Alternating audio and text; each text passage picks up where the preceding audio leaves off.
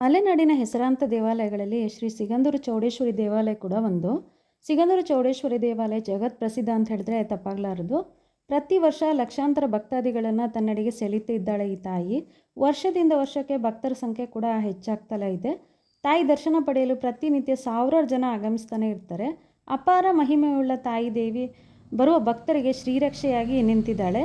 ಅಪಾರ ಶಕ್ತಿಯುಳ್ಳ ದೈವಿ ಶಕ್ತಿ ಪೀಠಗಳಲ್ಲಿ ಸಿಗಂದೂರು ಚೌಡೇಶ್ವರಿಯ ಈ ಸ್ಥಳ ಕೂಡ ಒಂದು.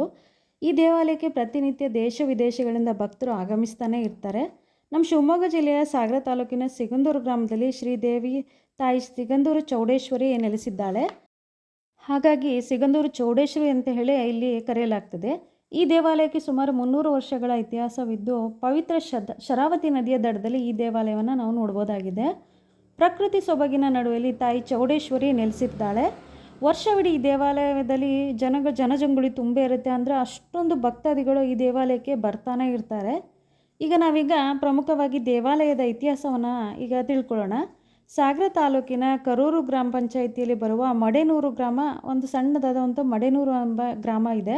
ಸುಮಾರು 100 ಕುಟುಂಬಗಳು ತಮ್ಮ ಕೃಷಿಯನ್ನೇ ನಂಬಿ ಅಲ್ಲಿ ವಾಸವಾಗಿರ್ತಾರೆ. ಅಲ್ಲೇ ಶೇಷಪ್ಪ ನಾಯ್ಕರ ಕುಟುಂಬ ಕೂಡ ಈ ಗ್ರಾಮದಲ್ಲಿ ವಾಸವಿತ್ತು. ಅವರು ತಾಯಿ ಸಿಗಂದೂರು ಚೌಡೇಶ್ವರಿ ದೇವಿಗೆ ಭೂಮಿ ಬರಲು ಮತ್ತು ಸಾವಿರಾರು ಭಕ್ತರನ್ನು ಆಶೀರ್ವದಿಸಲು ಕಾರಣೀಕರ್ತರೆ ಅಂತಲೇ ಹೇಳ್ಬೋದಾಗಿದೆ. ಶೇಷಪ್ಪರವರು ಒಂದು ದಿನ ಏನು ಮಾಡ್ತಾರೆ, ತಮ್ಮ ಗ್ರಾಮದ ಸೀಸ್ ವ್ಯಾಲಿಯಲ್ಲಿ ಕಾಡಿಗೆ ಏನು ಮಾಡ್ತಾರೆ, ಬೇಟೆಗಾಗಿ ಹೋಗ್ತಾರೆ. ತಾವು ಬಂದ ದಾರಿಯಲ್ಲಿ ಬೇಟೆ ಮಾಡ್ತಾ ಮರ್ತು ಬಿಡ್ತಾರೆ. ಸೂರ್ಯಾಸ್ತ ಕೂಡ ಆಗ್ತಾ ಇರತ್ತೆ. ಕತ್ತಲಾಗೋದ್ರಿಂದ ಅವರಿಗೆ ಭಯಭೀತರಾಗ್ತಾರೆ. ಇದ್ದಕ್ಕಿದ್ದಂತೆ ಒಂದು ಪ್ರಖರವಾದ ಬೆಳಕು ಅಲ್ಲಿ ಮೂಡುತ್ತೆ. ಆ ಬೆಳಕನ್ನು ನೋಡಿ ಇವರು ಕಾಪಾಡು ಚೌಡಮ್ಮ ಅಂಥೇಳಿ ಹೇಳಿ ಪ್ರಜ್ಞೆಯನ್ನು ತಪ್ಪಿ ಬೀಳ್ತಾರೆ. ಎಚ್ಚರಗೊಂಡು ತಮ್ಮ ಮಸುಕಾದ ಕಣ್ಣಿನಿಂದ ಹೊಳೆಯುವ ಕಲ್ಲುಗಳನ್ನು ನೋಡ್ತಾರೆ. ಅಷ್ಟರಲ್ಲಿ ತಾಯಿಯ ಧ್ವನಿ ಪ್ರತಿಧ್ವನಿಸ್ತಾ ಇರುತ್ತೆ. ಚಿಂತಿಸಬೇಡ ಮಗು, ನಾನು ಜಗತ್ತನ್ನು ಆಶೀರ್ವದಿಸಲು ಇಲ್ಲೇ ನೆಲೆಸಿರ್ತೇನೆ. ನೀನು ನನಗಾಗಿ ಈ ಸ್ಥಳದಲ್ಲಿ ಒಂದು ದೇವಾಲಯವನ್ನು ನಿರ್ಮಿಸು. ಚೌಡಮ್ಮ ಎಂದು ಪೂಜಿಸಬೇಕು. ನನ್ನ ಬಳಿ ಬರುವ ಭಕ್ತರನ್ನು ನಾನು ಆಶೀರ್ವದಿಸುತ್ತೇನೆ ಅಂತ ಹೇಳಿ ತಾಯಿ ಹೋಗ್ತಾಳೆ. ಮನೆಗೆ ಬಂದು ಶೇಷಪ್ಪನವರು ಆ ಧ್ವನಿಯನ್ನು ನೆನ್ಪು ಮಾಡಿಕೊಂಡು ಅದೇ ಆಲೋಚನೆಯಲ್ಲಿ ಮಲಗ್ತಾರೆ. ಮರುದಿನ ಬೆಳಗ್ಗೆ ಹಿಂದಿನ ದಿನ ಏನಾಯಿತು ಅನ್ನೋದನ್ನು ನೆನಪಿಸ್ಕೊಂಡು ತಮ್ಮ ನಿತ್ಯ ಕಾರ್ಯಗಳನ್ನೆಲ್ಲ ಮುಗಿಸಿ ಅದೇ ಸೀಸ್ ವ್ಯಾಲಿ ಕಡೆಗೆ ತಮ್ಮ ಪ್ರಯಾಣನ ಬೆಳೆಸ್ತಾರೆ. ಅದೇ ಸ್ಥಳದಲ್ಲಿ ಆದಿಶಕ್ತಿಯ ಹೊಳೆವ ಕಲ್ಲಿನ ರೂಪದಲ್ಲಿ ಗೋಚರಿಸ್ತಾಳೆ. ಅಂದಿನಿಂದ ಶೇಷಪ್ಪನವರು ತಾಯಿಯನ್ನು ಪೂಜಿಸಲು ಆರಂಭಿಸ್ತಾರೆ. ಅಲ್ಲಿ ಪುಟ್ಟದಾದ ಒಂದು ದೇವಾಲಯನ ಕೂಡ ನಿರ್ಮಿಸ್ತಾರೆ. ತಾಯಿ ಚೌಡೇಶ್ವರಿ ದುಃಖ ಮತ್ತು ವಿವಾದಗಳನ್ನು ಪರಿಹರಿಸಲು ಆ ಊರಿನಲ್ಲಿ ಸಂತೋಷ ಸೌಭಾಗ್ಯವನ್ನು ಮನೆ ಮಾಡ್ತಾ ಇರ್ತಾಳೆ. ಪ್ರಸ್ತುತ ಶ್ರೀ ರಾಮಪ್ಪನವರು ಶ್ರೀ ಕ್ಷೇತ್ರದ ಧರ್ಮದಕ್ಷಿಗಳಾಗಿರ್ತಾರೆ. ಶರಾವತಿ ನದಿಗೆ ಲಿಂಗನಮಕ್ಕಿ ಅಣೆಕಟ್ಟು ನಿರ್ಮಿಸ್ತಾರೆಂಬ ಸುದ್ದಿ ಕೇಳಿ ಊರಿನ ಜನ ತಮ್ಮ ಉಳುಮೆ ಮಾಡುವ ಹೊಲ ದೇವಾಲಯಗಳನ್ನೆಲ್ಲ ಬಿಟ್ಟು ಹೊರಟುಬಿಡ್ತಾರೆ. ದೇವಾಲಯ ಕೂಡ ಜಲಾವೃತವಾಗಿಬಿಡುತ್ತೆ. ನೀರಿನ ಮಟ್ಟ ಕಡಿಮೆ ಆದ ಸಂದರ್ಭದಲ್ಲಿ ಅಂದರೆ ಬೇಸಿಗೆ ಸಮಯದಲ್ಲಿ ಮಾತ್ರ ಇಲ್ಲಿ ಪೂಜೆ ಪುನಸ್ಕಾರಗಳು ನಡೀತಾ ಇತ್ತು. ಹೀಗೆ ಬೇಸಿಗೆ ಕಾಲದಲ್ಲಿ ಮಾತ್ರ ತಾಯಿಯನ್ನು ಪೂಜಿಸಲಾಗ್ತಾ ಇತ್ತು. ಶ್ರೀ ರಾಮಪ್ಪನವರು ಒಂದಿನ ಏನು ಮಾಡ್ತಾರೆ, ಈ ರೀತಿಯಾಗಿ ಬರೀ ಬೇಸಿಗೆಯಲ್ಲಿ ಮಾತ್ರ ಪೂಜಿಸೋದು ಯಾಕೋ ಸರಿ ಅನಿಸಲ್ಲ ಅಂತ ಹೇಳ್ಬಿಟ್ಟು ಏನು ಮಾಡ್ತಾರೆ, ತಾಯಿಯಲ್ಲಿ ಪ್ರಾರ್ಥಿಸ್ತಾರೆ. ಆಕೆಯ ಸೂಚನೆಯ ಪ್ರಕಾರ ವಿಧಿವಿಧಾನಗಳ ಮೂಲಕ ತಾಯಿ ಚೌಡೇಶ್ವರಿಯನ್ನು ಏನು ಮಾಡ್ತಾರೆ, ಸ್ಥಳಾಂತರ ಮಾಡಲು ಮುಂದಾಗ್ತಾರೆ. ಶ್ರೀದೇವಿಯು 1990 ಫೆಬ್ರವರಿ 10ರಂದು ಸಿಗಂದೂರು ಬಳಿಯಲ್ಲಿ ಸ್ಥಳಾಂತರವನ್ನು ಮಾಡ್ತಾರೆ. ಆರಂಭದಲ್ಲಿ ಕಾಡಿನ ಮಧ್ಯದಲ್ಲಿರುವ ಸಣ್ಣ ದೇವಾಲಯವಾಗಿತ್ತು. ಈ ದೇವಾಲಯಕ್ಕೆ ಜನ ಅಥವಾ ಭಕ್ತರು ಬರೋಕ್ಕೆ ಸುಮಾರು 2.5 ಕಿಲೋಮೀಟರ್ ಉದ್ದದ ನದಿಯನ್ನು ದಾಟಬೇಕಾದ ಒಂದು ದೊಡ್ಡ ಸಮಸ್ಯೆ ಎದುರಾಗುತ್ತೆ. ಆವಾಗ ದೋಣಿಯ ಸಹಾಯವನ್ನು ಬಳಸ್ಕೊಳ್ತಾರೆ ನದಿ ದಾಟೋಕ್ಕೋಸ್ಕರ.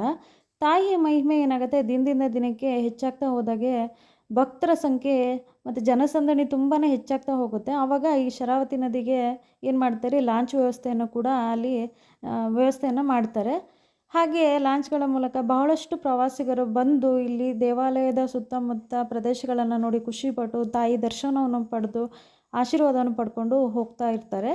ಹಾಗೆ ಇತ್ತೀಚಿನ ದಿನಗಳಲ್ಲಿ ಏನಾಯ್ತಂದರೆ ಸುಮಾರು 2.5 ಕಿಲೋಮೀಟರ್ ದೂರದ ಕೇಬಲ್ ಸೇತುವೆಯನ್ನು ಸಹ ಇಲ್ಲಿ ನಿರ್ಮಿಸಲಾಗಿದೆ. ಇಲ್ಲಿ ಬರುವಂಥ ಭಕ್ತರಿಗೆ ಈ ಸೇತುವೆ ಬಹಳನೇ ಅನುಕೂಲ ಆಗಿದೆ ಅಂತಲೇ ಹೇಳ್ಬೋದಾಗಿದೆ. ಲಾಂಚ್ ಇದ್ದಿದ್ದರಿಂದ ಸ್ವಲ್ಪ ವಾಹನಗಳನ್ನು ಈಚೆ ದಡದಿಂದ ಆಚೆ ದಡಕ್ಕೆ ತಲುಪಿಸೋದಾಗಲಿ ಅಥವಾ ಜನಸಂದಣಿ ಜಾಸ್ತಿ ಇದ್ದಿದ್ದರಿಂದ ಪ್ರಯಾಣ ಮಾಡೋದಾಗಲಿ ಸ್ವಲ್ಪ ಸಮಸ್ಯೆನೇ ಆಗಿರ್ತಾ ಇತ್ತು. ಈ ಸೇತುವೆ ಆಗಿದ್ದರಿಂದ ಏನಾಗುತ್ತೆ ಅಂದರೆ ಆರಾಮಾಗಿ ಎಷ್ಟೊತ್ತಿಗಾದರೂ ದೇವಾಲಯಕ್ಕೆ ಭಕ್ತರು ಹೋಗಿ ಬರುವಂಥ ವ್ಯವಸ್ಥೆಯನ್ನು ಕಲ್ಪಿಸಿದ್ದಾರೆ. ಹಾಗಾಗಿ ತುಂಬಾ ಉಪಯೋಗ ಆಗಿದೆ ಅಂತಲೇ ಹೇಳ್ಬೋದಾಗಿದೆ. ದೇವಾಲಯದ ಸುತ್ತಮುತ್ತ ಅತ್ಯಂತ ಸುಂದರವಾದ ಪ್ರಕೃತಿಯನ್ನು ನಾನು ನೋಡಿಬಿಟ್ಟು ಮುಂದೆ ಸಾಗ್ತಾ ಹೋದಂತೆ ಒಳ್ಳೆಯ ಸುಸಜ್ಜಿತವಾದ ಅತಿಥಿ ಗೃಹಗಳು, ಗೋಶಾಲೆ, ಕಲ್ಯಾಣ ಮಂಟಪ, ಯಾಗಶಾಲೆ, ಅನ್ನದಾನ ಸಭಾಂಗಣ, ಸುಸಜ್ಜಿತವಾದ ಶೌಚಾಲಯ ವ್ಯವಸ್ಥೆ ಕೂಡ ಇಲ್ಲಿ ನಿರ್ಮಿಸಲಾಗಿದೆ. ಪ್ರತಿದಿನ ಮುಂಜಾನೆ 3:30ರಿಂದ ಮಧ್ಯಾಹ್ನ 2:30ರವರೆಗೆ, ಸಂಜೆ 5:30ರಿಂದ 7:30ರವರೆಗೆ ಪೂಜೆ ಪುನಸ್ಕಾರಗಳು ನಡೀತಾ ಇರುತ್ತೆ.